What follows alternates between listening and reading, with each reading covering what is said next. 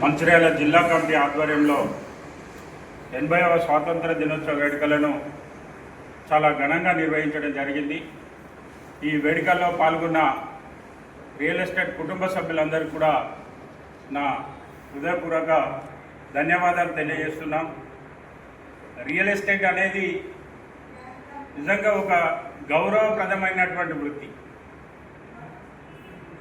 మీరు ఒకసారి పరిశీలించినట్లయితే ప్రభుత్వానికి అత్యధికంగా ఆదాయాన్ని సమకూరుస్తున్నటువంటి రంగాల్లో 3 రంగాలు ఉన్నాయి. ఒకటి జిఎస్టీ, ఒకటి ఎక్సైజ్, మూడవది రియల్ ఎస్టేట్. ప్రభుత్వానికి అత్యధికంగా ఆదాయం సమకూర్చి పెడుతున్నాం, కానీ రియల్ ఎస్టేట్ విస్తరణ కావచ్చు లేదా రియల్ ఎస్టేట్ చేస్తున్నటువంటి యజమానులకు కావచ్చు ప్రభుత్వం నుండి సరైన ప్రోత్సాహం లభించడం లేదు. ఒకవైపు భూముల విలువలు పెరుగుతున్నాయి, ఒకవైపు రిజిస్ట్రేషన్ ఛార్జెస్ పెరుగుతున్నాయి. ఇట్లా సామాన్యుల పైన అనేక రకమైనటువంటి భారం పడడం వల్ల కూడా రియల్ ఎస్టేట్ అనేది సాధారణ మధ్యతరగతి ప్రజలు భూములు కొనకుండా వెనక్కిపోతున్నారేమో నేను ఒకసారి ఆలోచించడం జరిగింది. ఇది వాళ్ళపైన భారం పడుతుంది. ప్రభుత్వాలు కూడా ఆలోచించి, ఇప్పుడు ప్రభుత్వాలే నిరుపేదలు ఎవరైతే ఉన్నారో వాళ్ళకి ఇందిరా మిల్లు ఇస్తున్నారు లేదా అనేక రకాలుగా ప్రోత్సహిస్తున్నప్పుడు రియల్ ఎస్టేట్ రంగాన్ని కూడా ప్రోత్సహించాల్సినటువంటి బాధ్యత, అత్యధిక ఆదాయాన్ని సమకూరుస్తున్నటువంటిది రియల్ ఎస్టేట్ రంగం. కాబట్టి ఈ రియల్ ఎస్టేట్ రంగం మనకున్నటువంటి సమస్యలు ఏవైతే ఉన్నాయో మనం ప్రభుత్వానికి ఒక ఎజెండా ప్రకారం కనుక తీసుకొని ముందుకు వెళ్ళినట్లయితే తప్పకుండా మన సమస్యలు పరిష్కారమై మన వ్యాపారం కూడా పెరగడం జరుగుతుంది. రెండవది ఏంటంటే, ఇక్కడ ఎవరైతే ఫ్లాట్స్ కొనేటువంటి వ్యక్తులు ఉన్నారో వాళ్ళ ఆలోచన విధానం మారింది. వాళ్ళ పిల్లలు చదువుకుంటున్నారు, ఇంజనీర్లు ఉన్నారు, డాక్టర్లు ఉన్నారు, అనేక మంచి మంచి పొజిషన్కి వెళ్ళిపోయారు.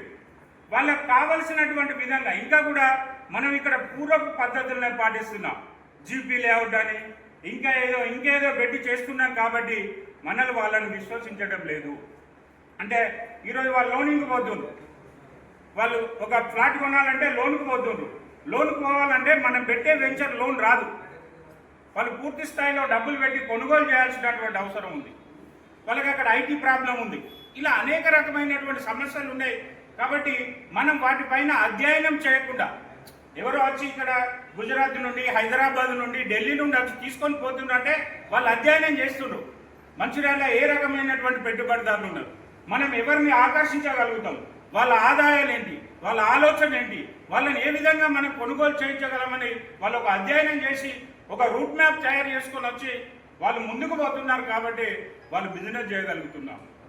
కానీ మనం నేటికి కూడా పురాతన పద్ధతులను అనుసరిస్తున్నాం. కాబట్టి మనం వ్యాపారం చేయలేకపోతున్నాం. మన దగ్గర కూడా పెట్టుబడిదారులు ఉన్నారు, అనేక రకాలు ఉన్నారు, లేకపోవడం లేదు. వాళ్ళకు అనువైనటువంటి విధానాలను మనం అవలంబించలేకపోతున్నాం. కాబట్టి మనం వెనుకబడి ఉన్నాం.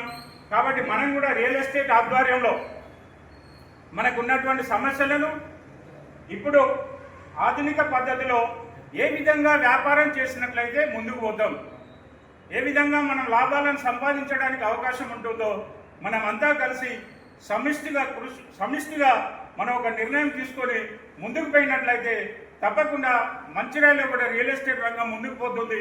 రియల్ ఎస్టేట్ వ్యాపారులతో పాటు ఏజెంట్లు ఇక్కడ ఉన్నటువంటి అనేక మంది వ్యక్తులకు లాభం చేకూరుతుంది. కాబట్టి మనం అంతా కలిసికట్టుగా ఉందామని కోరుకుంటూ ఈ అవకాశం ఇచ్చిన పెద్దలకు ధన్యవాదాలు.